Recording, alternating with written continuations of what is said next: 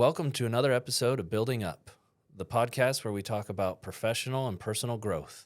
I'm your host, Luke Woolsey, and on today's episode, we're going to talk about building your capacity, how to do more with less effort and more ease, and what that means for you professionally and personally. Joining us today is a licensed marriage and family therapist and a business coach, and he's certainly helped me grow a ton. Please welcome Charlie Ruce.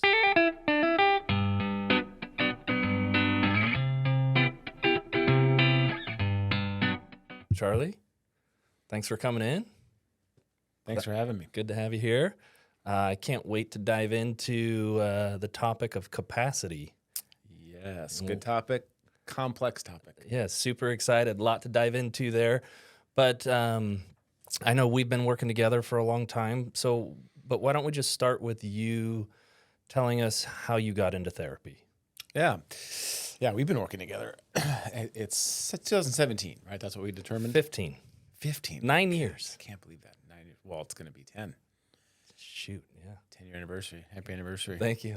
10 years. That's crazy. So how I got into therapy largely comes from personal experience first, meaning it was not like an intellectually stimulating concept to me that I wanted to go learn about. It was ground up. I'd had my own therapy. It was a profound experience. I also had always been interested in people's problems, relationship problems, emotional problems. I was the guy in high school the girls came to on a regular basis to talk about their relationship issues and get perspective, and I liked playing that role. My roommates in college would literally schedule sessions like, I need an hour. Can we talk? And so it was a role that I played a lot of. I got into, out of college, I became a pastor of a college ministry. And the students would joke that it was a counseling center for college students because we did a lot of the messages at our weekly gathering were often about the inner life, grieving, and where is God in suffering and things like that. I was just naturally drawn to those topics. Sure. And I think that was largely because I had suffered and struggled emotionally. I had low-level depression my whole life, and that caused its own issues that I was trying to move on from in my own therapy and figure out why do I feel this way? I don't feel good. I'd struggled with anxiety that I'd worked through in therapy. So I had my own trauma that I needed to work through in therapy. So just having had a lot of experience with the process of how you get better and how you feel better, I was very interested in it. Yeah. And that after about 4 years of doing professional ministry with a big church, I realized that was not a great fit. All the feedback and all the encouragement was, I love meeting with you one-on-one. That's where your real gifting is. So I was getting my master's in divinity at that time, and so I stayed at the same Bethel Seminary, which was part of Bethel University in Minnesota, and I switched from the Master's of Divinity over to the marriage and family therapy degree and just kept going. But Awesome. But got my degree in marriage and family therapy with my wife, Heather, who also went to school. So we went to school together, and we both got our master's in marriage and family therapy. That's awesome. Yeah. So it was kind of it wasn't necessarily something that you were thinking of until you experienced it yourself, even though sounds like it was kind of a natural talent. It was the combination of I was good at it, and as I got my own professional therapy, I found it was experientially so helpful. Yeah. So I was like, oh, I'm good at this, and I'm really interested in this. Mm-hmm. I could do this. Yeah. Seemed like a good fit. Seemed like a good fit. Yeah. And a passion. And I even, well, actually, if you want to go even a layer deeper, there was a profound spiritual experience, for what it's worth. I was on a retreat, and my wife was on the retreat with me. And I had this profound moment on the retreat where I heard what I felt like was from God, that this was one of my last years in ministry. And I felt like God said to me, what I want you to do with your life is to speak, write, and counsel people. And I was like, wow, that's crazy. Like, okay. And I don't know if that's God or not, but that's what I heard.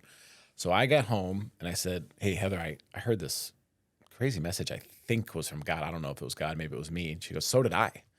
And I said, what do you mean? She said, I heard something, I think, from God about you. Oh, And my I was word. like, well, what did you hear? And she's like, I felt like God said to me, you're supposed to speak, write, and counsel people. The same The thing? exact same thing. And I was like, holy shit. Like that was crazy. So it was a major like flag in the ground or like mile marker of like, a reference point of like, dude, it's not just me. right. There's bigger things happening here. I think so. Yeah. I thought so. And so that was probably 9 months before I quit my ministry job and went back to school. Wow. Yeah. That's super cool. I forgot about that until this moment. Yeah, Actually. that's really cool. That was probably 2007. Okay. It's a long time ago, 18 years ago.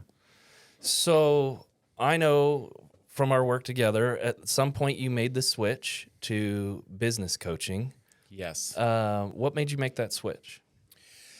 Well, it was not on purpose, really. It wasn't something I sought after. There was no moment where I said, I don't like therapy, I want to be an executive coach. It was, when I was a college pastor, so I had met a guy named Charles.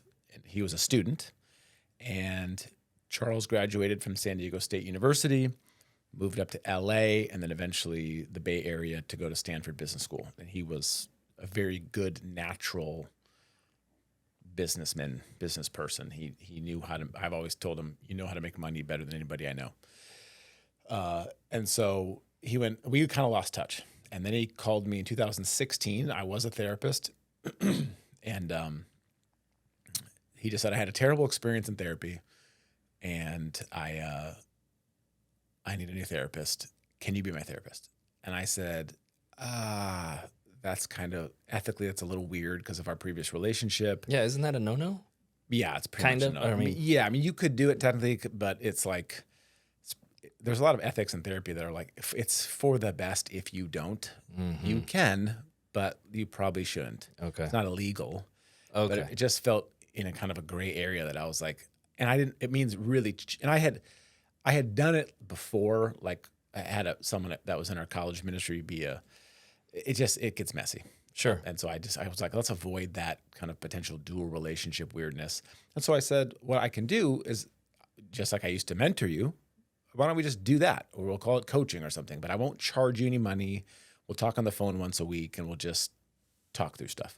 So he was like, okay. And I was like, and if it doesn't work, go get a therapist. And he was like, okay, let's do that.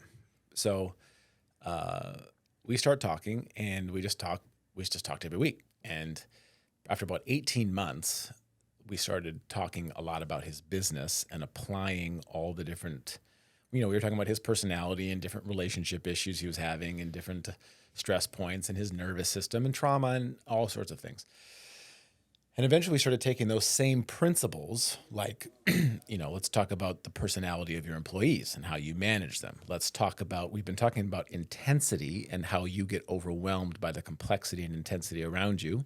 Important point for building capacity Huge. Let's talk about intensity and how intense the business is and how you lower the intensity of the company so that the whole culture changes and the capacity of the business grows, similar to how your individual nervous system capacity can grow.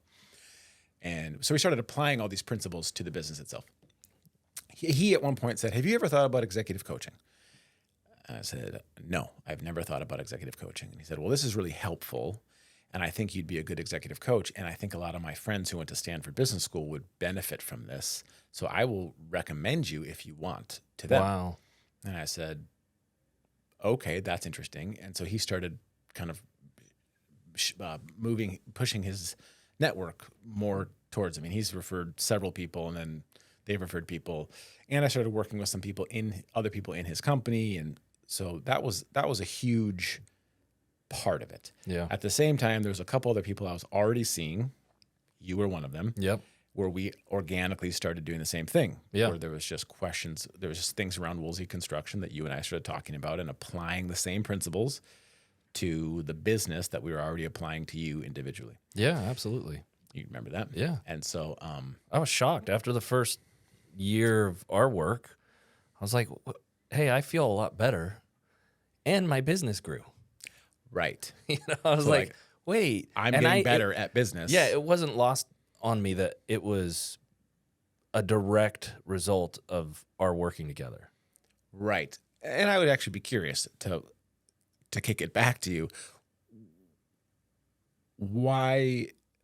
I know we'll talk about this more later, but just because we're on the topic, what do you think? Why do you think a therapeutic process and working on your insides, without us intentionally trying to make it impact your business, why do you think it made you better? Well, I think like for a lot of business owners, there's not great delineation between your personal and professional life. Yeah. So I think as you're starting to create, I guess, greater differentiation, adding complexity, and you're starting to break down the systems, you have to necessarily, it's like cleaning up your garage or something, right? At some point, you're going to come across a tool and be like, well, now I got to go work. I got to go put this in the tool chest, and you come across some sporting equipment or camping gear or whatever, and you go over there. It was like as we were working, we had to address, oh, well, that sounds like a work thing. Why do you keep bringing up that guy at work? Or why do you keep bringing up your fear of failure? Or, and it's like we were processing, I think, simultaneously, it seemed, a lot of what was driving me was an addiction to intensity. Right. And so we had to get to the bottom of that. And it was playing out in my business, but it was also playing out in my relationships and my family and all of that. And I mean, you hear people throw around the word capacity all the time. And I mean, what does it actually mean? What does capacity even mean in the world of business and personal growth? What would I say to that? Yeah. Well, first, thanks for sharing your thoughts on that. I think that makes sense, Luke, especially because you're right. We don't have a professional self and a personal self. We have a self. Yeah, we have a self. And so it's like, well, hey, I'm really working on my personal relationships. And it's like, does that impact your business relationships? Like, no, it doesn't. It's just my personal. And of course it does. And so if I'm lowering anxiety in my life in general, that would make sense. I'm going to be lowering anxiety at work, which means I'm leading better, making better decisions, less distracted, have more energy. So all that makes sense if you would say like personal development work, of course, even unintentionally can become professional development. Sure. And then if you take those principles and you say, and now I really want to actually target my professional problems, even specifically, then it gets, even more. Well, doesn't it work both ways? Like if somebody comes to you for business coaching and all they want to do is work on growing their business and they're out, I don't know, just their family's a mess, their marriage is a mess, their health is a mess. And you're like, cool, so we're just going to fix your business? Or right, of course. And there are times, well, I think it does work the same way where it's like, we've been working on vulnerability and transparency as a leader to help the culture of the business feel more psychologically safe. Yeah. Well, almost certainly those same tools and skill sets are going to get used at home with kids, parenting, spouses, and improve the marriage and relationship with the kids. I would say almost in all cases. Yeah. It makes perfect sense. Because it is oneself. I mean, Yeah. It's how we relate is typically how we relate. If we're an asshole at home, not always, but it's probably somewhat similar to how I'm an asshole at work. Yeah. And what makes me difficult in my home life will make me difficult in my business life. So if I just work on not being so difficult and being a better human, it hits both areas, whether I'm targeting both or not. Yeah. So, but to your next question there, what is capacity? Yeah. I think it's a great question. I would say, yes, when we talk about building up the capacity of a CEO or building up the capacity of a business as in general, I would say, the question is capacity for what? Like, what are we? And so to me, it is the capacity to handle more and more complexity in your life, especially socially, because life tends to grow in complexity socially more than anything. Like we get our relationships get there. It is, leading a one-person business is different than leading a 10-person business. Yeah, because there's 10 people, 10 personalities, 10 sets of 10 relational dynamics. So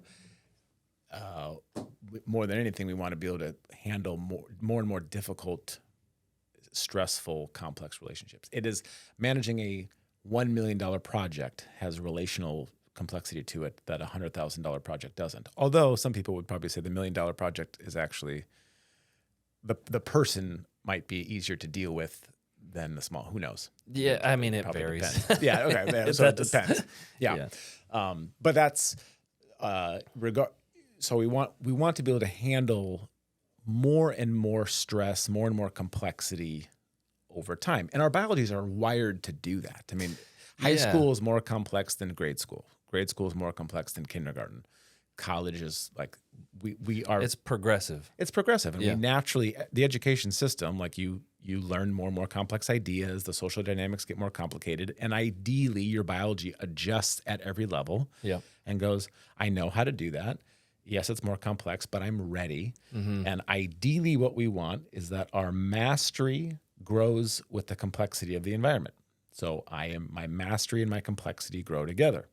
Overwhelm happens when life is getting more complex than I can master. Sure. And the bigger that gap gets, the more likely I'm going to start drinking, smoking, overeating, doing something to fill that gap and comfort the stress that comes from my loss of mastery. That makes sense. Yeah. So as you add complexity, if it hits overwhelm, then it's going to squeeze out somewhere. You're gonna hit. I mean, whatever you call it, burnout. But usually there's some sort of numbing or medicating or some sort of outlet that you seek. Right, because it's not interesting. The complexity, if it's not interesting, it's aversive.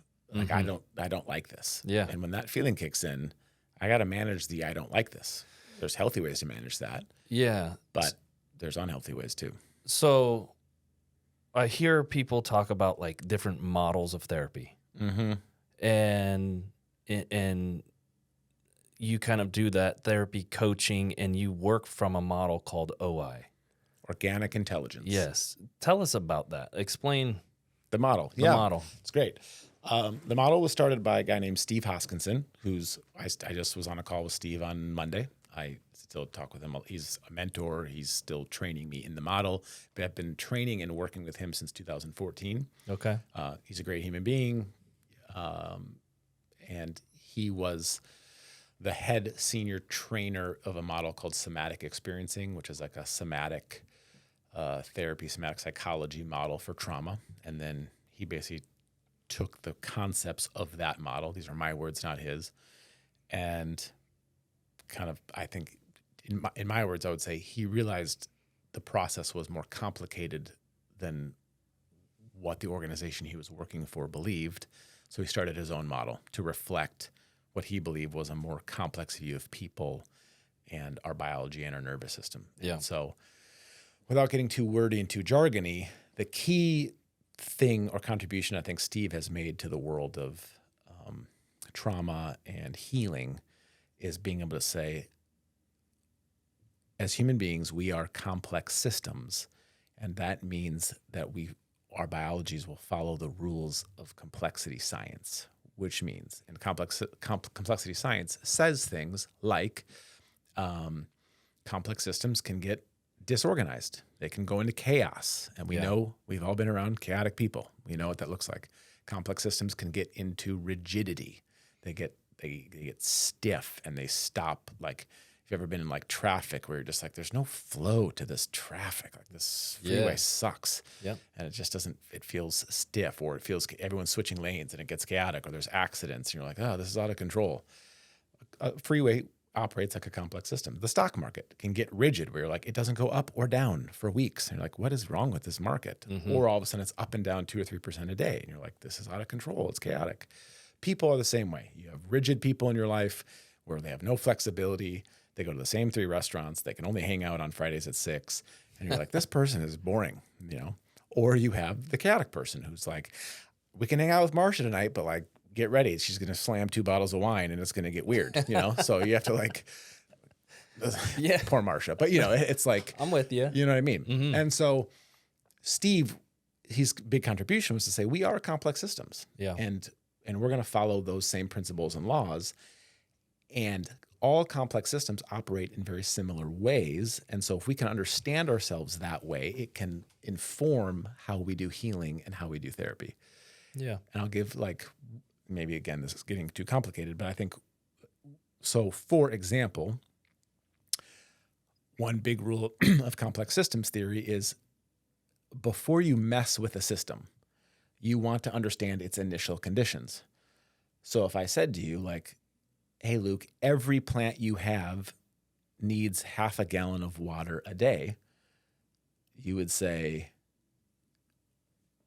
okay, or doesn't it depend? It depends on the size of the plant, I would think. On the size of the plant, Yeah. on the soil, on how, what are the initial conditions of that plant? Are we sure? Not every plant operates the same. It depends on the initial conditions of it. How dry is the soil? What if it's in a swamp? You don't water a swampy plant. That's dumb. And so in the same way, we don't want to do the same therapy interventions with every human being. The initial conditions of their nervous system matter. Yeah. So if someone comes into me and says, Charlie, I just went through a horrific loss. I need to process my grief. Well, if they're in a really fragile state and their nervous system's in a really fragile place, I could overwhelm their system if I really dive in to the depths of that loss. That makes sense. Yeah. Versus if they're showing certain signs of resiliency and capacity to handle strong emotions, well, then I know it's safe. It's okay to push. It's okay to push a little bit. Yeah. And one of the key indicators of a higher capacity system is natural orientation towards what is good, what is right, what feels good. And if someone doesn't have an orientation towards that at all, like the whole conversation is what's wrong and what's so bad about my life and how terrible it is, how it's always been terrible and it's always going to be terrible. We call that the what's wrong attention, NOI. If the what's wrong attention is really, really, really strong, that system is not very resilient. And you don't want to push it too hard into more what's wrong. Yeah. Because that will just make it feel all the more like what's wrong. Totally. So NOI, we're assessing those types of things. How is this system functioning? And we are looking at the biology as a complex system. We're looking for things like oscillation in conversation. As I'm talking to you, do you tell me what's wrong and then some of what's right and some of what's wrong? A more resilient biology is probably going to say talk like this. Well, Luke, I had a pretty shitty day, but the good news is I get to rest tonight. Tomorrow's a new day. Again, it was hard. Don't get me wrong. People are difficult. My business was screwed up today and I'm exhausted. But my wife's always been supportive, love my kids, life is life. Yeah. That's different. That's the oscillation. That's the the back oscillation. and forth. If I'm only what's wrong, well, my wife's annoying, my kids are annoying, the business is annoying. It's not going to get better because nothing goes right for me. Life is pretty much against me. I can tell. I don't know where God is, by the way, because he abandoned me long ago. And even the dog seems to just piss wherever he wants to. And it's hopeless. And It's all bad. It's all bad. And everything I've tried doesn't work anyway. And so there's no point in even trying. Yeah. I just remember with the OI, I remember something that stuck out to me when you first introduced me to it, was the concept that your body knows first. Like it was like this, your body knows before your mind knows. Essentially, your nervous system knows. And so what I hear you saying is, because I'm always talking about my system, and it's not just my internal system, it's my business system, my family system. What I hear you saying is if your system gets stuck, like I almost picture a traffic jam, it's backed up. None of the good is coming out. All the bad is just parked. Yes. That's what OI is intending to deal with, is just to get that system back in flow, that oscillation, that both and. Well said. Yes. That natural oscillatory process. We want to get Steve calls it resync our psychology, resync our biology. Like good biological synchrony means good integration of what's hard and what's not hard, and pleasant emotions and unpleasant emotions. And it's this where life is more harmony. We're seeing the whole spectrum of life fairly effortlessly. Like there's plenty of resource and there's plenty of challenge, but it's okay. I have support. I have suffering, like we all do, and that's just life. And another way of saying that is life is a polarity. There's two sides to every situation. Like a challenge can be really hard, but a challenge can help me grow. And if I don't see both sides, my psychology, my biology has gotten disorganized. Trauma that's what trauma does, is it disorganizes our ability usually to see what's good and helpful. I was going to ask you, because I hear you talk a lot about trauma when you talk about capacity. How does trauma impact our capacity? It lowers it. Clearly, right? But why? Yeah, I would say, you were talking again about intensity and that you were addicted to intensity. So a biological system, like a human being, that is full of too much intensity will have a hard time with like being criticized. Like that's going to be, if I'm full of anxiety and I receive a criticism, or negative feedback in some way, well, I don't have the resiliency to handle that. Mm-hmm. I'm not going to have it's going to dig my biology by keeping us focused on intensity and what's wrong and our woundedness or terrible events. It's like it's taking the trauma, the symptoms of the trauma, the symptoms of there being too much intensity, absorb a ton of the bandwidth. Yeah, so it reduces your capacity. Right. And so therefore I don't have the flexibility, adaptability to just go in and out of life stuff.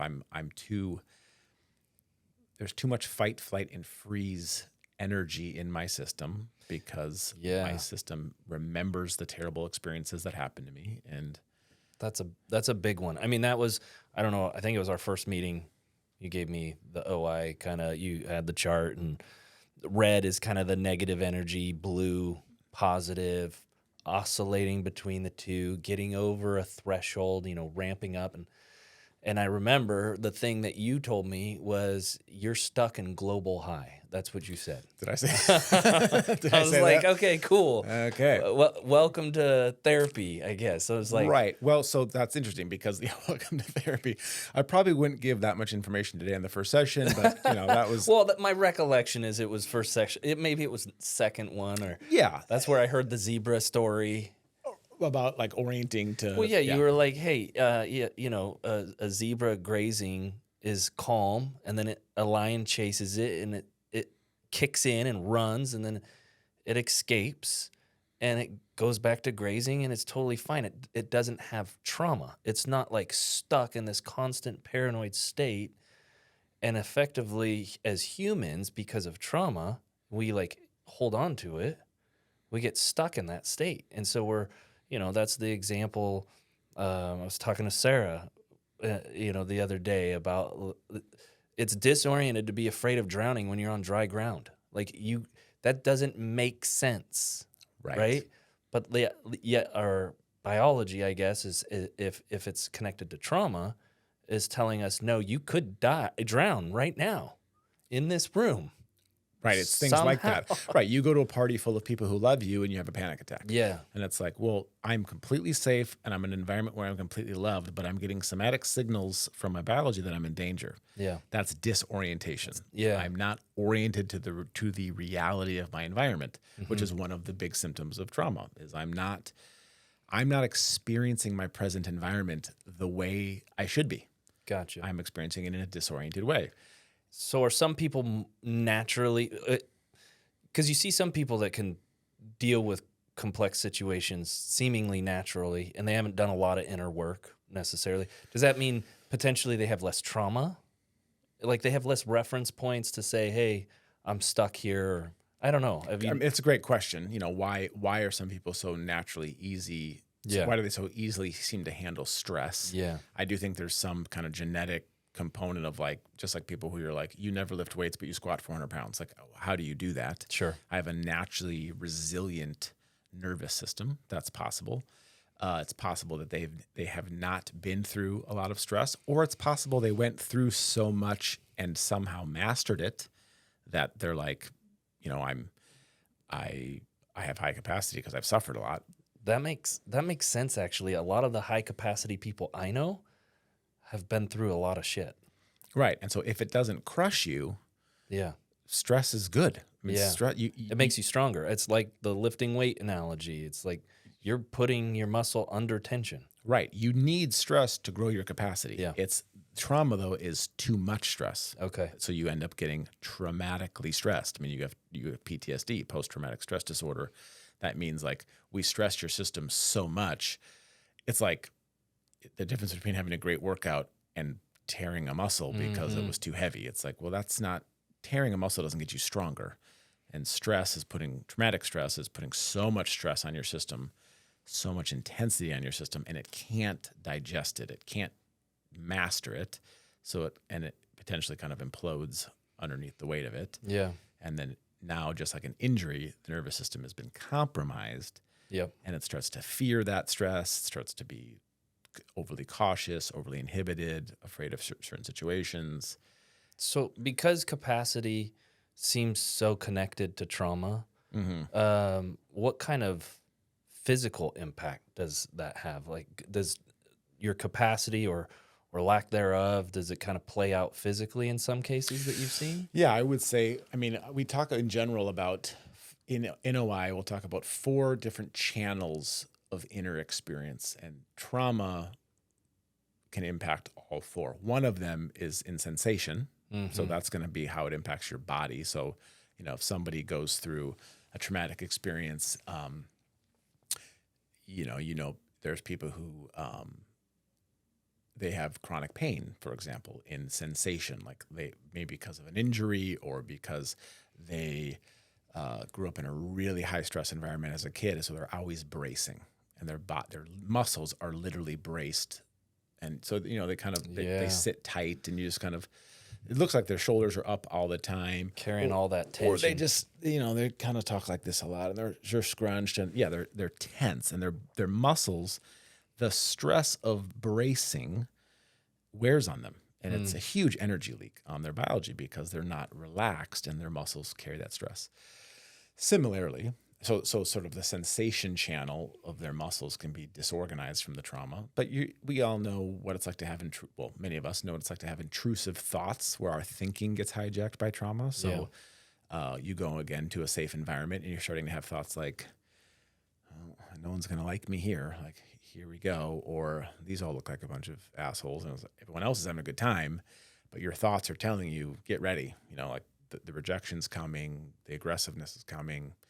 And it's not coming, but your thinking is prepping you for that.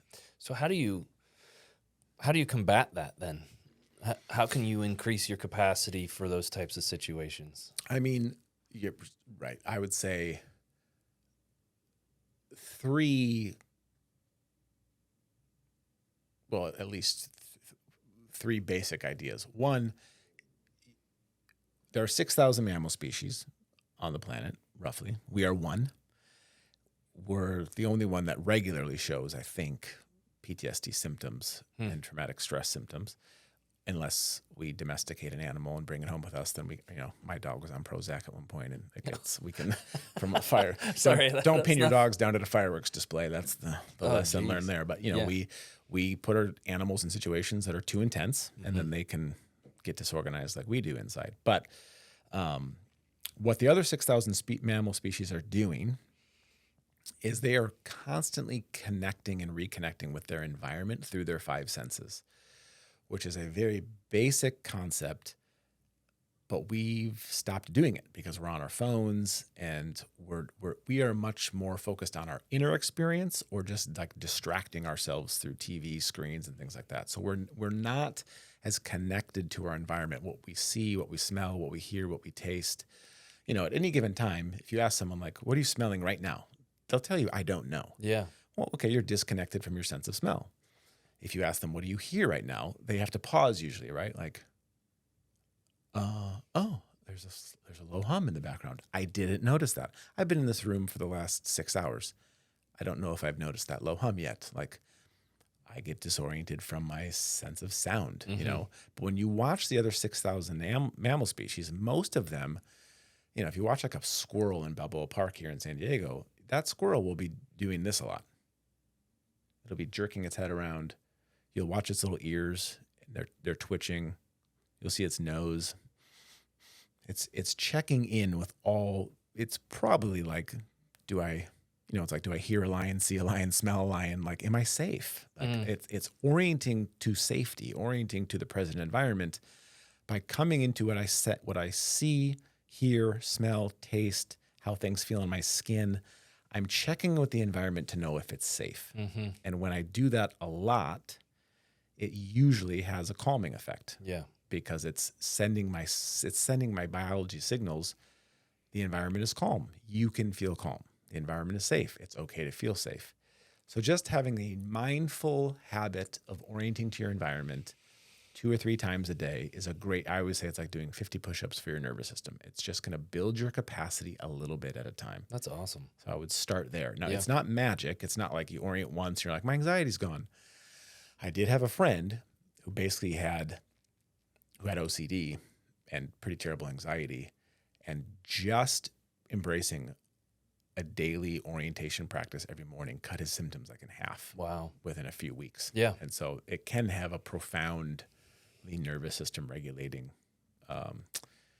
impact. And that is kind of the core practice of OI. Yeah. Like an orientation practice is a game changer for a lot of people. So just checking in with your environment more regularly. Yeah, I would say you can do it. Some people call it the 5, 4, 3, 2, 1. Name 5 things that you see, 4 things that you hear, touch 3 things, smell for 2 things, taste for 1, and just run through. You can do that. Sometimes I'll play a game with myself where I'm like, I'm just going to find everything green that I can see. Like if I'm driving, I'm keeping my eyes on the road, but I'm also like, can I see everything green, everything pink? Like it's just a way of get the attention out of the insides. Yeah. And I use that one all the time. Yeah. If I'm sitting in a room waiting for somebody in a meeting, and I'll try and pick a hard color so it's not like low-hanging fruit, that really makes me search. Yes, to really like pull the attention into the room. But you also say that it's the back and forth. It's the oscillating of what's my environment, how am I feeling? What's my environment? Like it's the back and forth, right? That's another good practice is to say like, okay, so I would start with just orienting. That's a good practice. Now, if you want to get a little fancy, then we'll say like, okay, orient to the environment, like look around, and then pick something enjoyable to look at. So in this moment, I like this little. If you're listening, there's a little vase next to the plant. Plant, yeah. And I like the pot in particular. Okay. So I like how it looks. It's pleasant to me to look at. So what I can do is I look around. Oh, I see the pot that the plant is in. I like it. I find it pleasant to look at. Can I drop that into my body or into an emotion? So when I look at that, I'm like, oh, the thought is that's pretty. I like that, how that looks. It makes me happy. I smile. And then in my body, my stomach relaxes. So I'm going to track that small deactivating feeling. That's a pleasant experience. It's good for my nervous system. It's really good practice to let our bodies relax with pleasant experience. Yeah. I take 10 seconds on that. Feels good. I see if I can go whole body with it. My legs relax a little bit.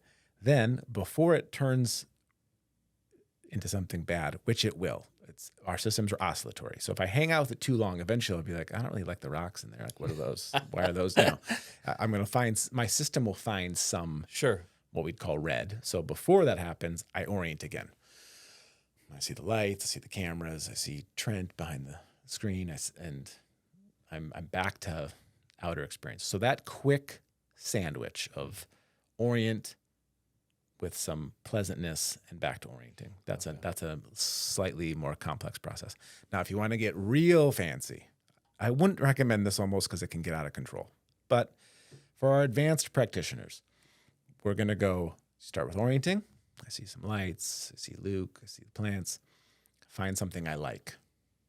Back to the pot. I like that. My stomach relaxes. I enjoy that. Now think of like one aversive or negative thing about life right now. And maybe I'm like, I didn't sleep well. I'm kind of tired. All right. How do I feel that? I feel a little irritation. I actually kind of like the irritation. It's not a big deal. 10 seconds of that. Now back to the pleasant thing. Back to the pot. See that. And then back to orientation. And so that would be like... So visiting something negative in the midst of all of that. Yeah, and it's not really... Ideally, it's something pleasantly negative. Yeah. It's not like... It's like something that I kind of enjoy being negative about. Like, yeah, I slept like shit. Like, that's stupid, you know? And it's like I enjoy being kind of mad about it. Like, we want to... We're always kind of looking to keep the experience fairly pleasant. That's hard to do, which is why it's really better to just start... Just orient. Yeah. Well, no, I love that. I love the simplicity because, like you're saying, yes, you can go for deeper, more resonating complexity with your orientation. But if you just start with that, that's already 10 times better than what we do now, which is just distract. Right. So you know, you're stressed out, you're tensed up, and you want to escape it. You don't actually fix it. So like you're saying, flip on the TV. Let that take my mind off of my tense shoulders. Doesn't mean my shoulders aren't tense anymore. I'm just not thinking about them. No, and it's the chronic dissociation that's a part of our culture. Yeah. That's what you're talking about, is like rather than connecting with the environment or connecting with myself in a productive way, I will disconnect from me and disconnect from my environment in a dissociative way. That's fragmenting. That's not integrating all of life into my experience. That's fragmenting me out of life. I'm disconnected from me. I'm disconnected from the environment. I'm escaping. Nothing wrong. Escaping can feel good in small doses, and so can dissociation, just being like disconnected. Like there's a place for that, and it can even be organizing at times, especially times of high stress. But chronic dissociation, you know, where I'm just not present to me or anyone or anything, that is not organizing. That's not good for me. It's going to have an impact. And there's just so much of that these days that because we can be on our screens all the time. There's a million distractions now. Right. So, I mean, in your work with business leaders, is there a common theme that you see with just, I'm saying like, I see a common theme with guys I know that are business owners that are addicted to intensity like me. And so I'm just wondering, I got to imagine there's something you see, like a blockage or some bad habits or something, probably a common thread of some sort through some of your business leaders. Yeah, I think there are several. I mean, the biggest pattern is going to be like, they always want more. And so they're going to keep adding, they're always pushing to max capacity, max complexity, which means almost always chronically overwhelmed because if I can do a little more, I will. It's self-induced. Yeah, it's like, well, I want the business to grow. So I work more. So it grows in complexity and money, but then it needs me to work more. And so I do, and then I'm starting to drown, but I want it to get bigger. So I work more, you know, and it's often things get out of balance. You know, we can't handle all the sales calls. So I'm chronically on the phone trying to build a sales system, but I'm also taking the sales calls and I'm getting behind and people are getting pissed and we can't deliver a good experience. And it's just a lot of, more than anything, I think my business clients experience chaos and they feel like they're in chaos and they need help to figure out, like, how do I get out of this chronic feeling of chaotic overwhelm? Yeah. Regularly feeling like the walls are closing in. And what's crazy though is as soon as we organize it, I think we get bored. And so then we add complexity or mess something up. I mean, I heard that one guy I was listening to was talking about like almost intentional self-sabotage by entrepreneurs and people who are addicted to chaos or intensity, and that idea that you can somehow either self-sabotage or throw it intentionally over threshold.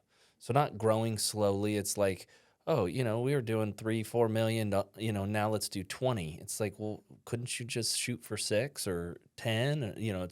They really go for some high intense goal and tax the system, and watch it break, and predictably so too. It's not like if you ask them after the fact, did you think that was going to work? They're like, yeah, probably not. Right. But I could not do it.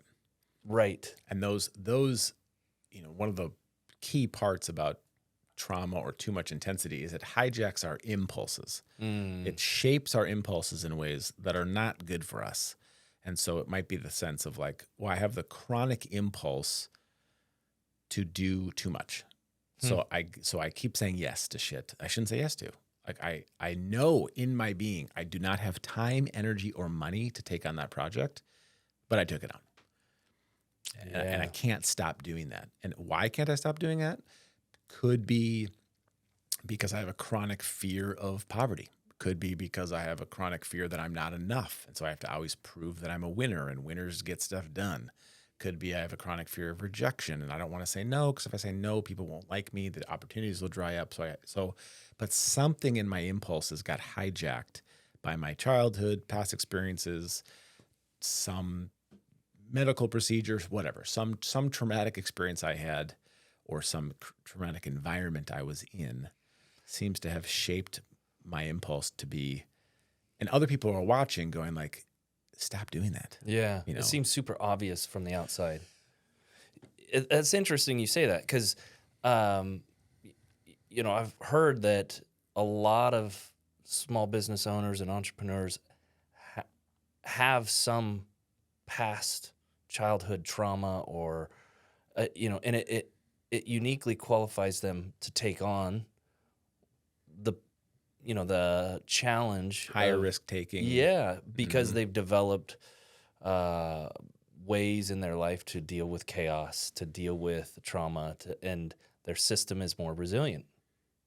They've been training, but now if they haven't properly dealt with it though, they now need that chaos. And so that's the interesting thing about capacity is it's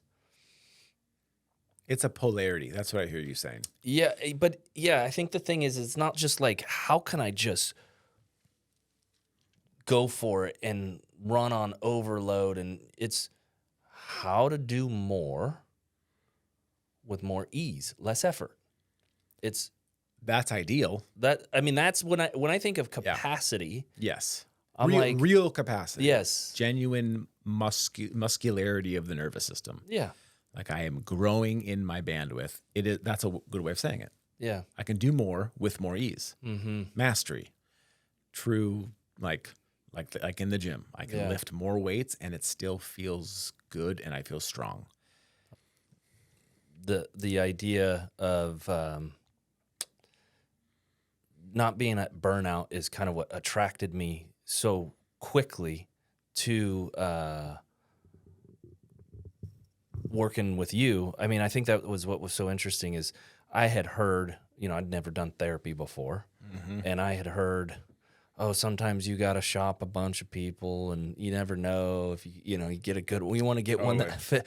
And maybe I just got lucky, but first guy sat down with, I'm just like, yep, we're going to do this thing. And it was interesting because I can relate to that, just like go, and maybe it's an American way too, and maybe it's a little bit of a masculine thing or, male ego. I don't know. But I just remember thinking, I'm going to mature out of this. My thought process was, I'm going to age into, at the time, I wouldn't have phrased it like this, but now I was thinking, I'm going to age into capacity.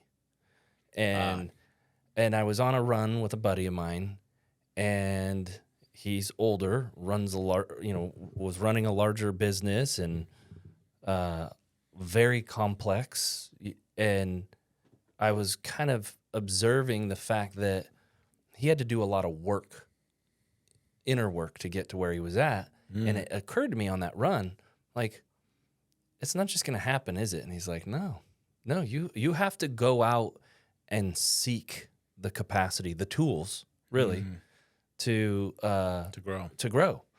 And, we were talking business, but we were also talking marriage, kids, all of that. And he actually gave me your phone number. And I remember being committed. I'm like, yep, for sure. I want to be able to grow as a human. Just that alone, if that's all I get. But then, threw the card in my center console in my truck. And it took me 6 months. Did it? To call you. Oh, that's interesting. Yeah.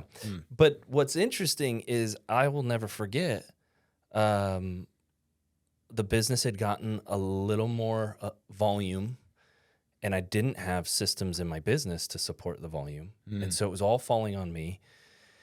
And I think at the time I never wanted to work weekends, so I didn't work weekends, but I would just work longer days. So I would work 14, 16-hour days.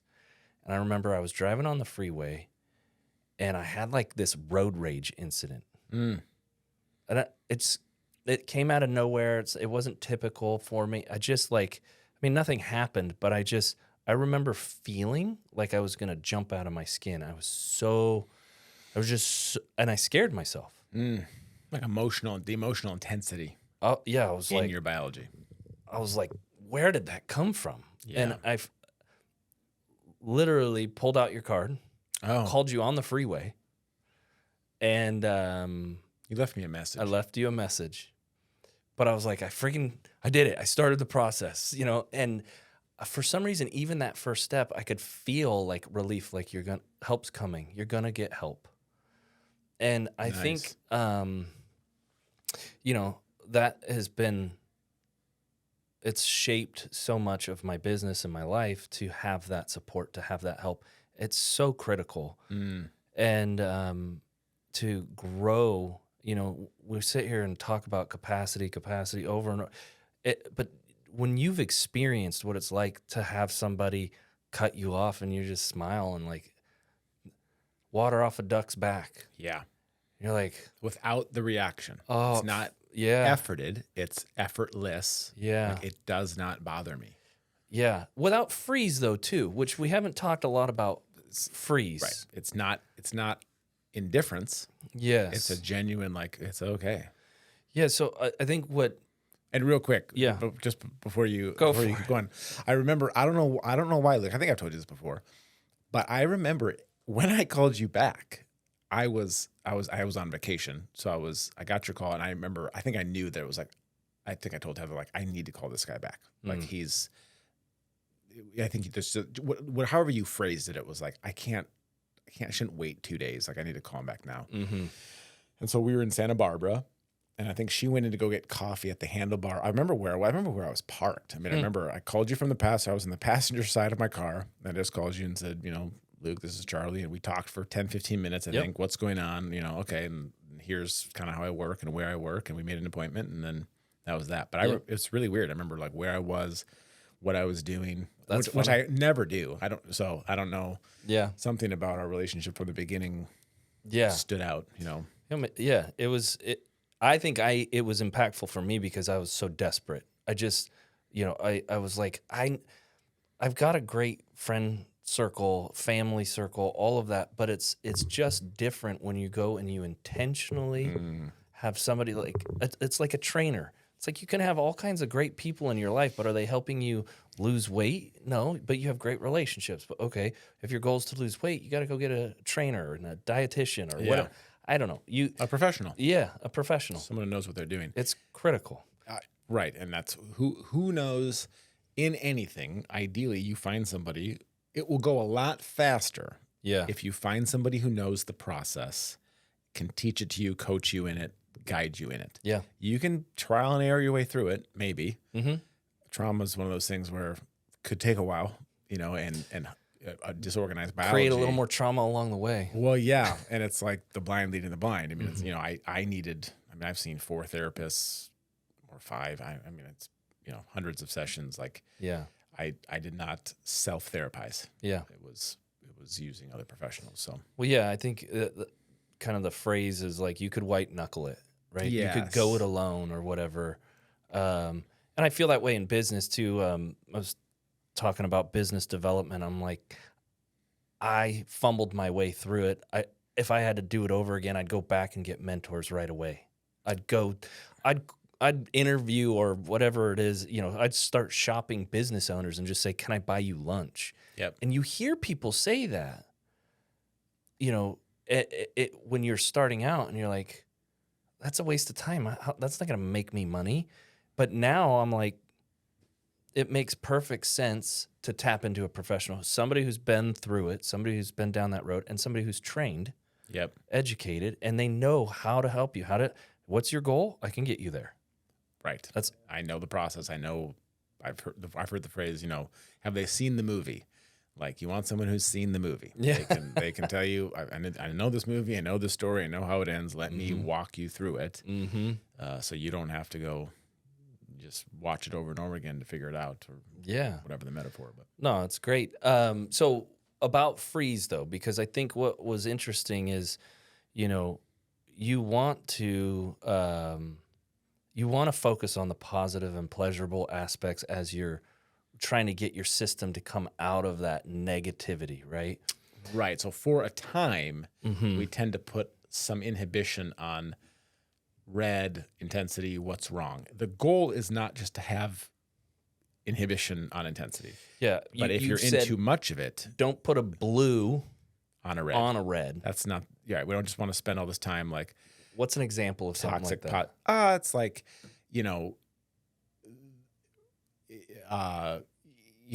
it's like one of your employees quits suddenly and you're like, well, the good news is we can always go on Indeed, or, it's hey, like maybe less is more. You're just trying to find some positive spin.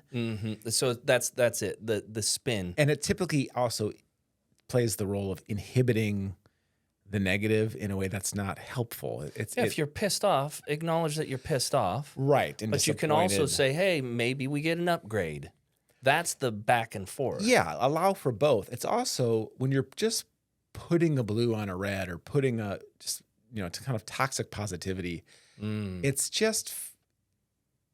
like looking for any positive spin versus like, ideally what you're looking for is, and again, I'm not trying to be critical of anybody.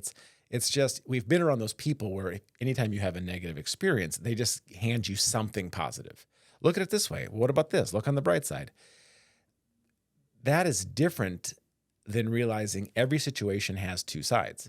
So if right now one of your employees did quit, that you did not want to, and you were like, shit, and we processed it, at some point your biology is going to offer some positive thing. It's going to organically, I guarantee it, you've had the experience enough times to know, something organically resourcing emerges.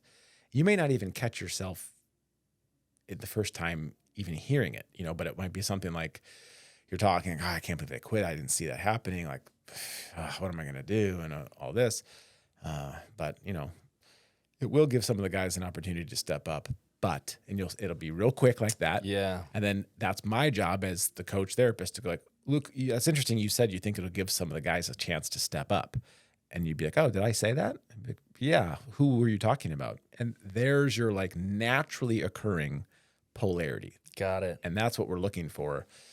I like the way you phrase that, the not toxic positivity. Forcing it, avoiding the red, avoiding the negative. It's not that. It's just realizing there is something here. So you can have both sides. You can have the people that are stuck in the red. They're just Debbie Downer nonstop. And then you got that, I don't know. Bluophilia, we call it. Yeah, okay. Or redophobia, like, oh, red's bad, or, it's got to be blue, blue, blue, good, good, good. It's like, no, Yeah. not that either. We don't want the what's wrong attention and just, it's all I can think about is what's wrong. But the opposite of that is wrong avoidance. Like, I don't, it's like, no, we want both. What we want is oscillation. Yeah. We want to be able to see both sides of every situation, see the holistic picture. So yeah, that's kind of the fight, flight, or freeze type of. So that freeze part, I always heard fight or flight. I never really recognized the freeze, and I think I had some of that where it would just like I'd be like, well, I better not try that because I'm going to fail anyways, or something like that. Yes, the freeze response is an important part of trauma work Mm-hmm. because oftentimes people go through difficult situations and they don't remember it, or they'll say things like, I never cried about that, or it didn't even bother me, or I don't think it impacted me because I felt nothing. Well, what that tells you is it was actually so intense that your biology shut down certain experiences. It didn't. So they disassociate from their emotion, basically. Disassociate from emotion, maybe sensation. I went numb. My thoughts went blank. And it's like, and that can be mistaken for, people's kids go through hard stuff and don't show any signs. They're like, I think they're just resilient kids. And it's like, maybe to a degree, but they probably also just froze and dissociated and just didn't have the experience. It was too intense. Yeah. And so the freeze response, it's a good thing that happens. It happens to protect us. But the problem is we become chronically frozen. Yeah. And we have a hard time accessing emotion anytime. Yeah. And good and the bad. We have a hard time accessing sensation. We feel sort of dull. Life doesn't have a lot of color to it. Yeah. And that just means freeze is higher intensity than fight or flight. And so it just means our system is sort of pumped way up in intensity and kind of offline. Yeah. Offline. As a result. Yeah. And that's not a fun place to be at all, is because there's no motivation there. Right. You're kind of sort of neutral, or what's the point about a lot of things. What's the point? Yeah. So, I mean, in all of your work, and I mean, I've experienced it, a lot of growth, it's got to be a pretty rewarding thing. Do you see a lot of, or get to hear a lot about how the impact you're having with the business leaders and their teams and companies? Sometimes. Yeah. It is very, yeah, I think meaningful work is always a gift. And when you find something that you're good at and it does help people, and, you touch someone's life or improve their life, it's definitely rewarding. And there are times watching people have very meaningful breakthroughs where they're like, they literally can't do something. They can't have a hard conversation. They can't fire someone. They can't ask for a raise. They can't do an investor meeting. There's some capacity that they're like, I don't have the capacity. Yeah. I just can't do it. Or they're stuck in a pattern of hiring the wrong people over and over and over because they're drawn to the wrong people because they grew up with the wrong people, and they're stuck hiring the wrong people, and they just can't get out of their own way. And then finally their system shifts. They break into a new threshold of capacity, and they're like, I just fired that person. And it wasn't hard. Mm-hmm. I finally started hiring the right people. I changed my process. It suddenly clicked. It just pops over threshold. And I just suddenly realized I need to do what was kind of obvious from the beginning, and maybe even what other people have been telling me to do for a long time. But suddenly it is effortless, and I can do it. And I have a new threshold of capacity. I can literally do what I could not do before. Yeah, that's so cool. And it's super cool. And that's probably the best part of the job. And what tends to happen is you go 3, 4, 5, 10 sessions of kind of working around something and slowly growing a little bit of capacity here and there. And then you get a big pop. Mm-hmm. And sometimes it happens in session, and then they come back. You can kind of tell, like, I think something big just integrated. Yeah. Or you doesn't seem like much is happening in the session, but they come back in a week or two, and it's like, whoa, they are fundamentally different. And the way they're talking. And usually they know it. But sometimes my clients don't. Sometimes they'll tell me, I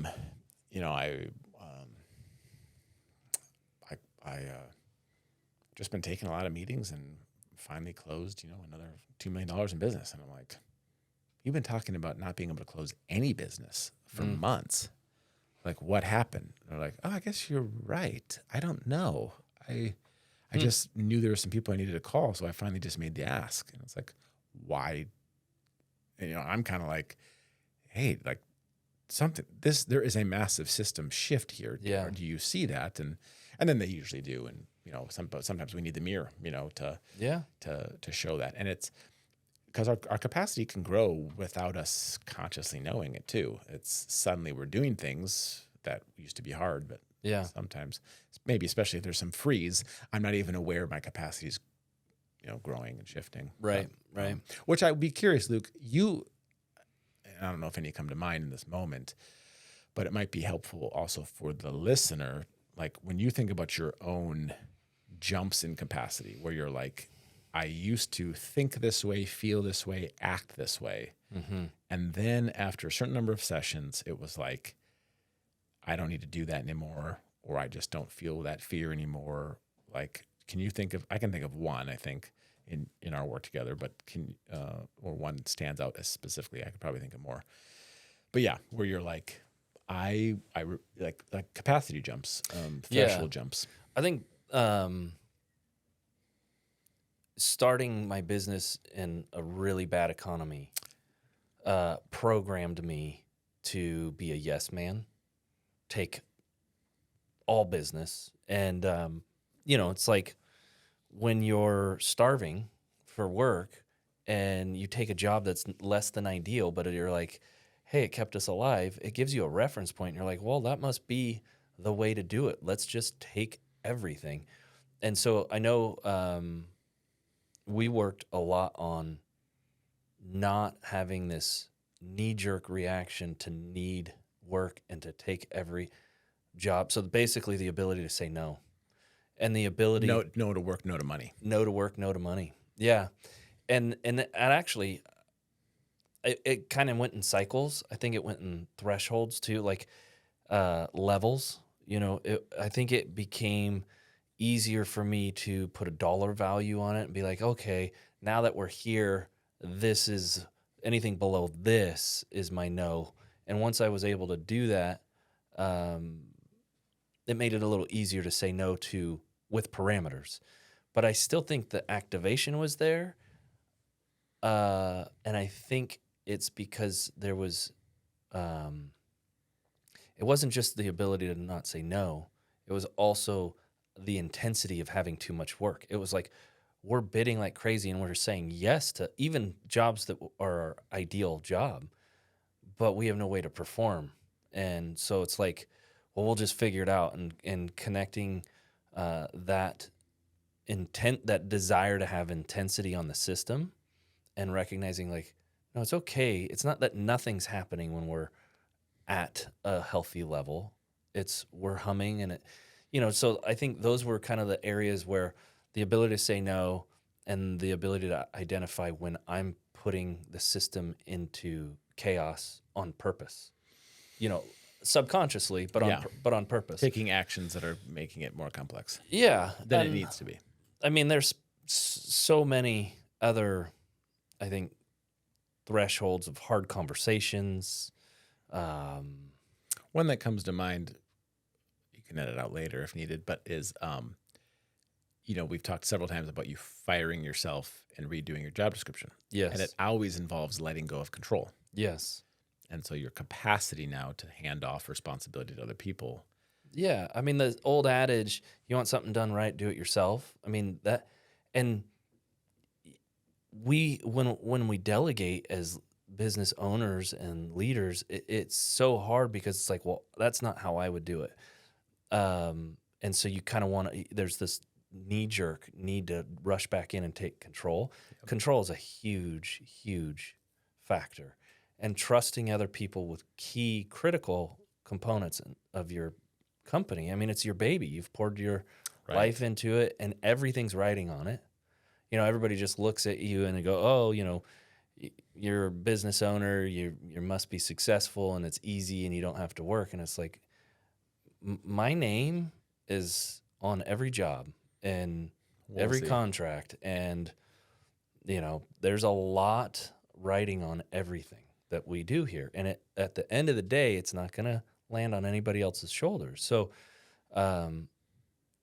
it's easy to want to, like, when I'm under stress, I can still feel it where I go, I need to do it. Let me do it. And all of a sudden I've said, let me do it to 10 things, and I'm here 14 hours again. I'm like, this is not healthy. This is not how. So when I kind of get sucked back into that, I can recognize it now and go, nope, I need to trust my people. I need to let go of control. That's good. Yeah. So that's been a huge part of what I've noticed. Something else I think that you bring up that is important, this could foreshadow episode 2, our follow-up episode. What you remind me of is that every personality type has areas of low capacity, naturally occurring low capacity. And you and I talk a lot about a personality model called the Enneagram of personality. Everybody according to that model, has a number 1 through 9. And once you understand someone's number, you can understand predictable patterns about them. One of those predictable patterns, though, is where there are going to be high levels of capacity and low levels of capacity. And every number is going to struggle with one of 3 things. They're either going to struggle with safety and security and really wanting to feel safe and secure on a regular basis and probably have a low threshold of tolerance for feeling unsafe. Some people have a lower capacity for feeling unliked or disrespected, and they're going to get dinged on that more easily. And others, including both of our number, struggle with power and control and wanting to be in charge. And the letting go of power and the letting go of control is a lower threshold. Whereas, some people, it's like, I don't need to be in charge. There are numbers on the Enneagram that are like, I need to be in charge. Yeah. I prefer it that way. And actually, I don't think you should be in charge. And so I think something that you've really worked with as well is, or I should say, another component to you building your capacity has been to understand those naturally occurring, we sort of talked about that. We've talked about like the nurture side of all this, like, how trauma shapes your nervous system. But there is a nature side of just, what's your nature? What were you born with? What's your personality type? And no matter if you've never had anything happen to you trauma-wise, there are going to be areas that you have naturally high threshold of tolerance and naturally low. And understanding what those are can be helpful to doing this work and working on some of those lower threshold areas. So when you said, you've really worked on surrendering control for your personality type, that's a big deal. That is. And you've done it.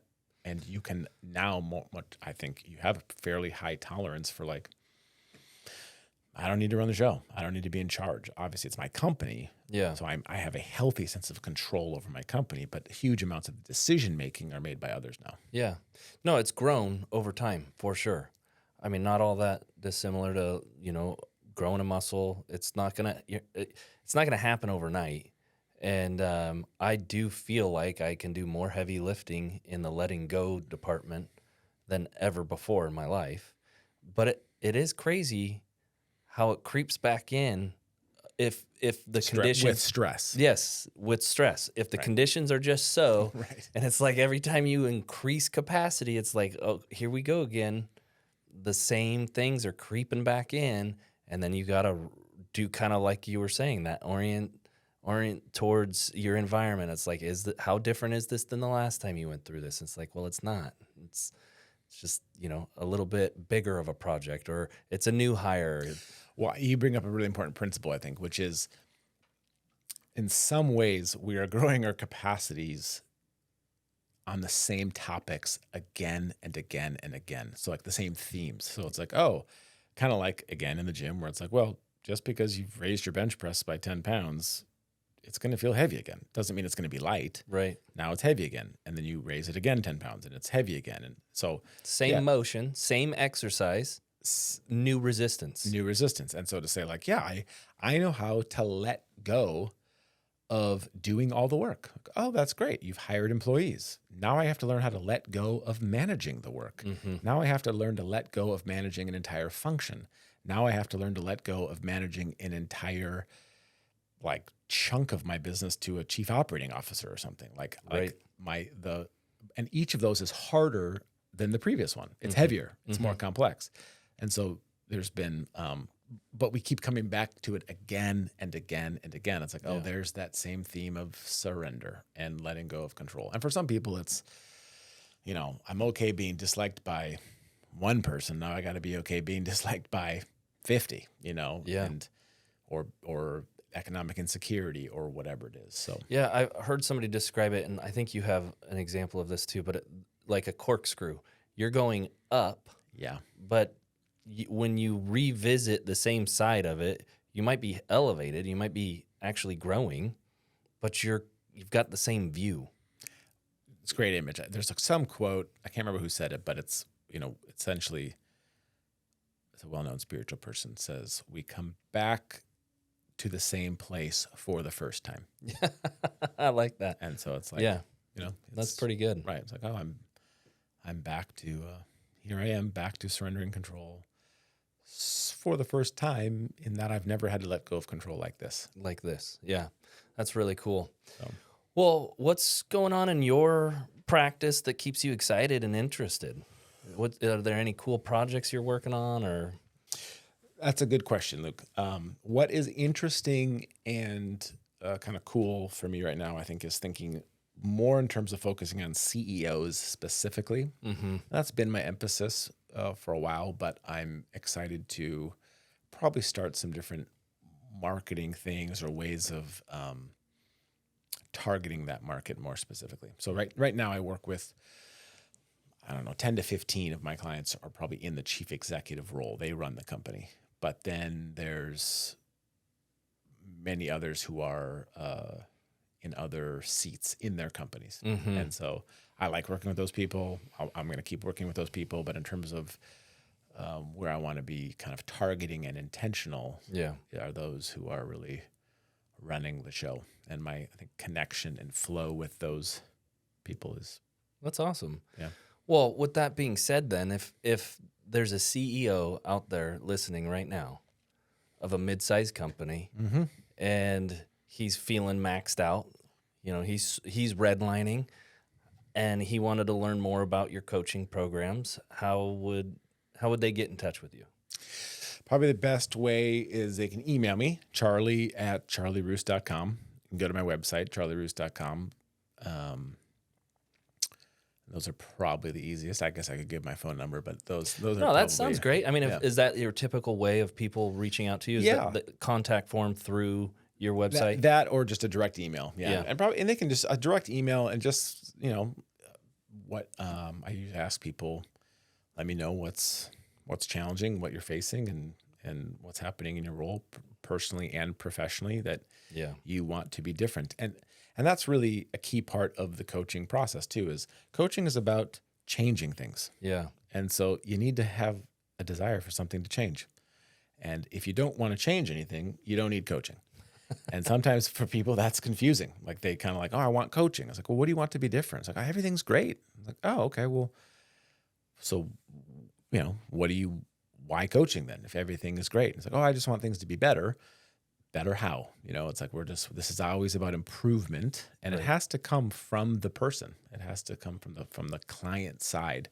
I can't decide for you what should be better. I can give you assessments, and you can sort of self-assess where your areas, where you're low in certain leadership capacities or management capacities or other things. But well, we all can use some help, and I mean, if somebody's self-aware enough to know they want to reach out, maybe there's something there that they can discover through that assessment process. For sure. I mean, you can learn a lot about your coaching programs on your website. It talks a lot about, kind of your nervous system approach. Absolutely. And I think, a lot of what we talked about here today and just how it's a continual work. There's ongoing benefit, and your system's going to constantly need to orient to your new environment and new challenges. And I think having somebody there in your corner is huge. So well said. Awesome. All right. Well, thanks for coming in today, Charlie. You bet. That's our time for today's episode. Thanks for having me. Well, that's our time for today's episode of Building Up. If you found this episode valuable, please make sure to subscribe and share it with a friend who could benefit from what we talked about today.